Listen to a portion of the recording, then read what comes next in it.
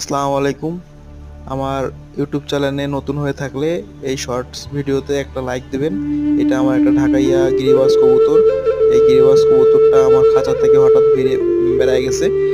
এখন ওটা ঢোকার জন্য লাফালাফি করতেছে। কবুতরটা অনেক সুন্দর কবুতর, কবুতরটা অনেক ভালো ফ্লাই করে। সেই ঘরে ঢোকার জন্য অনেক চেষ্টা করতেছে, কিন্তু পাইতেছে না, কারণ ঘরের গেটটা লাগাই দেওয়া আছে। উপরে আর একটা কবুতর আছে, ওই কবুতরটা নামবে, একসাথে নামবে, দুজন এখন একসাথেই নামবে।